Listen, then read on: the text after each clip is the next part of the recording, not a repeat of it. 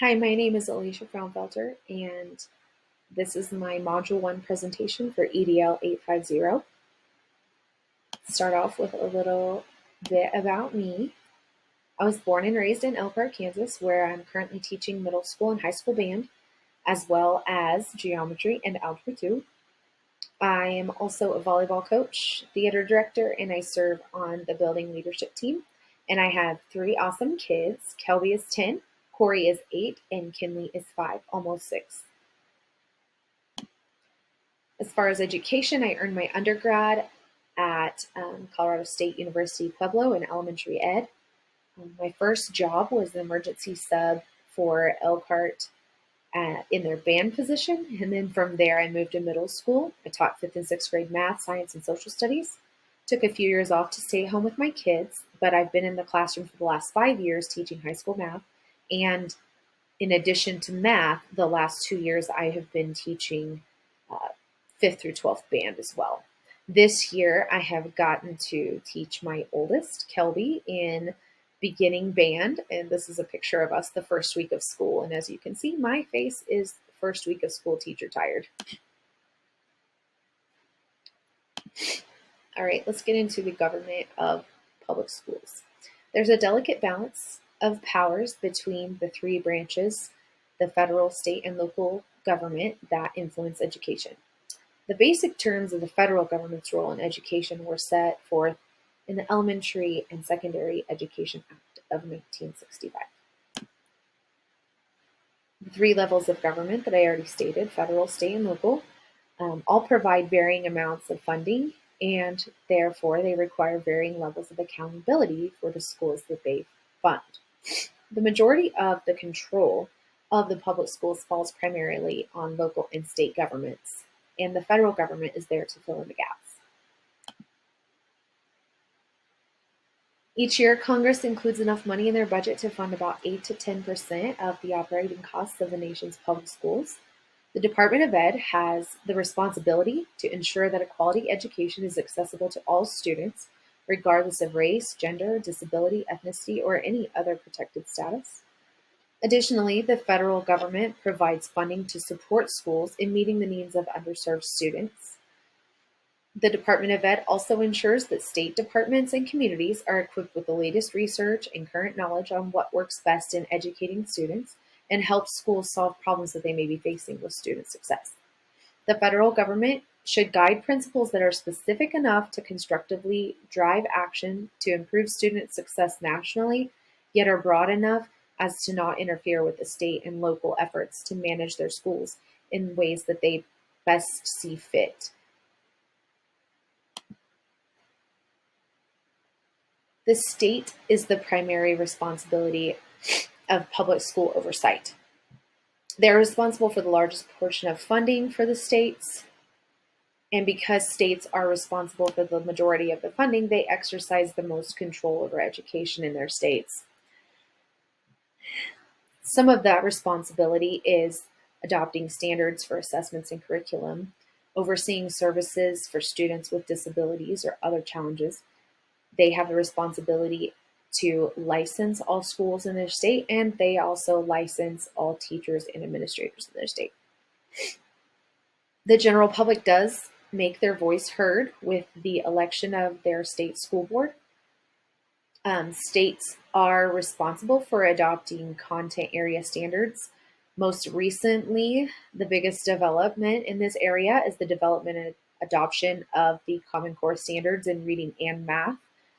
States that adopted these standards qualify for Race to the Top funding, which is from the federal government. So there is an intertwining there of the two levels. And the power of the states to exercise their jurisdiction over education is granted to them in the 10th Amendment.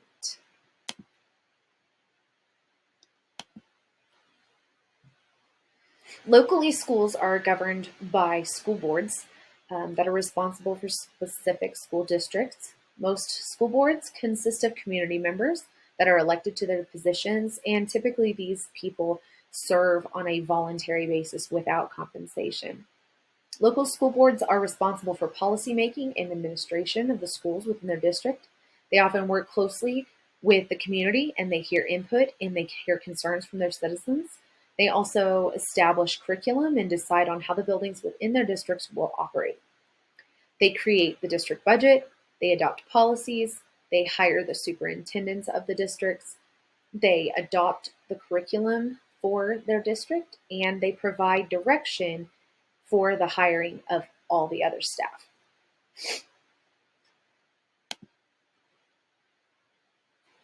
As far as our local school board, USD 218 in Elkhart, we have a school board that consists of 7 community stakeholders. There are 5 men and 2 women on the school board. Some of these board members are local business owners. Some of them are bank presidents, farmers, online boutique operators. The board currently relies heavily on the superintendent to collect and analyze data in order to make informed decisions for the use of funds for the district, the creation of district policy, and the hiring and retention of personnel. According to their policy manual, the board shall have authority to conduct district business without specific statutory delegation. The board may transact all school district business and adopt policies the board deems appropriate to perform its constitutional duty to maintain, develop, and operate the local public schools. I feel like this is a very broad statement that allows them to control things that they need to control. The board evaluates technology every year by conducting technology surveys and hearing the requests of the district IT coordinator and teachers throughout the building needs assessment that they conduct annually. The board also bases many of their decisions on resource and improvement plans off the recommendations of the building principals and superintendents who collect and analyze the data. The superintendent who collects and analyzes data in order to support student development. We have 3 buildings in our district: middle school, high school, elementary school. We also have an alternative school that is a part of our district. So we have 3 building administrators. One of our building administrators is shared with the alternative school. So that's one administrator for 2 different entities. But these administrators are asked by the school board to provide insight, to provide analysis of data in order to help them determine the best solutions, the most appropriate direction to take for policy, and all of that. They ensure that the policies and the regulations that they create promote the success and well-being of each student and adult by consulting our district attorney. And this district attorney is also a member of the community. They also have an attorney who provides legal counsel that is through the state as well. The board communicates with the public by publishing meeting minutes on the district website once they're approved.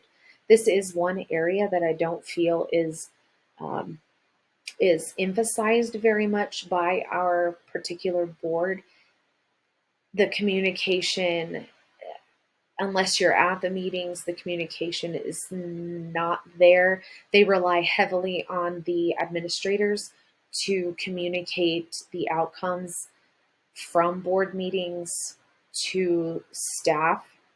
The community, unless the community is there and unless the community goes to the district website to view the minutes once they're published, the community doesn't really have a lot of communication from the board other than maybe seeing them on the street, at the post office, at a football game, and asking questions. So there is maybe a little lack in communication there.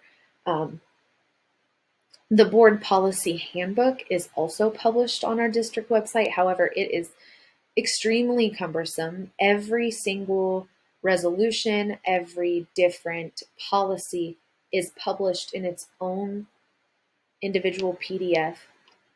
So there's approximately 50 plus different PDFs that you have to navigate, and they all begin with an abbreviation that is really obscure. So it's very cumbersome and difficult to navigate, to say the least.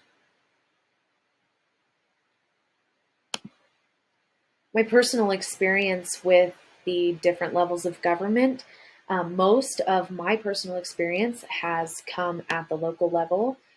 Just being a teacher in a small district has given me the opportunity to interact closely with our superintendent and most of the members of our school board. Most of them I have known my whole life. Many of them have served on the school board for several terms.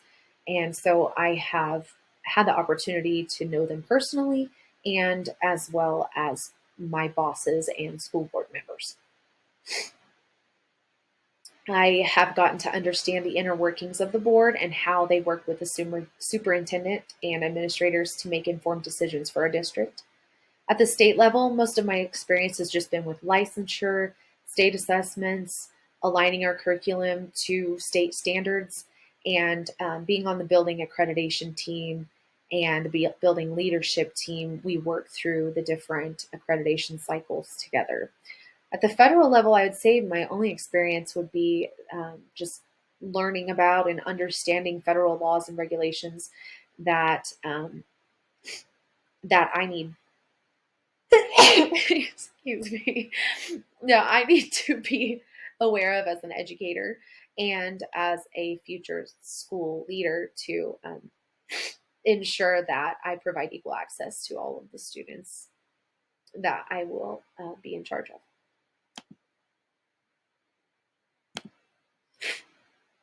Sorry. Uh,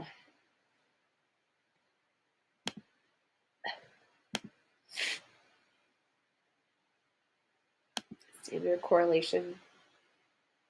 This assignment relates to the PLO6 operations and management because it introduced me to the various levels of school governance, as well as various laws, policies, and regulations that will be integral to the development and improvement of equitable resource plans that provide the current and future success and well-being of all individuals involved.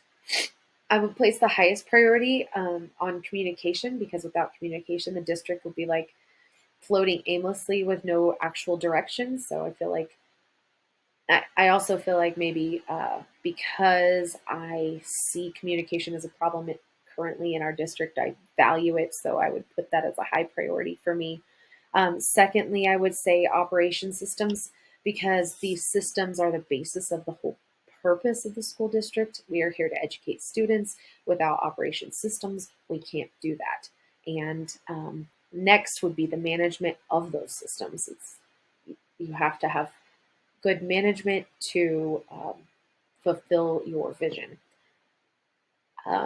Finally, the technology would be the next priority because I feel like sometimes we see this new technology and we jump all over it, but it really isn't serving our purpose.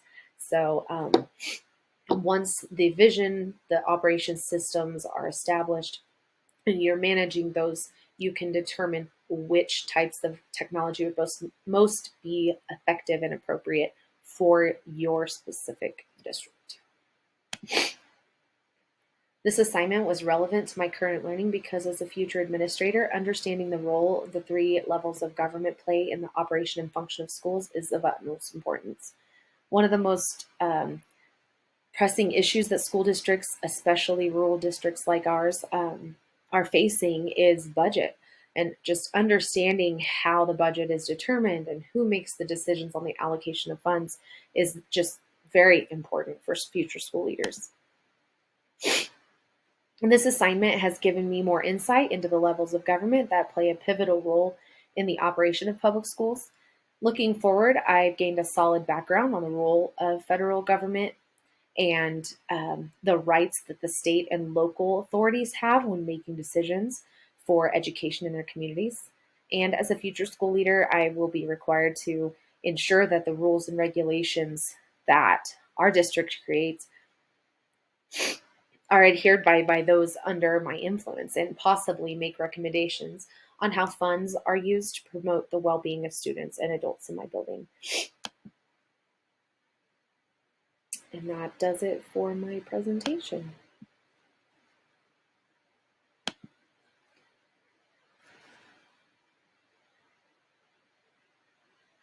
Actually have, I don't know where my references went. One more. There we go. There are my references.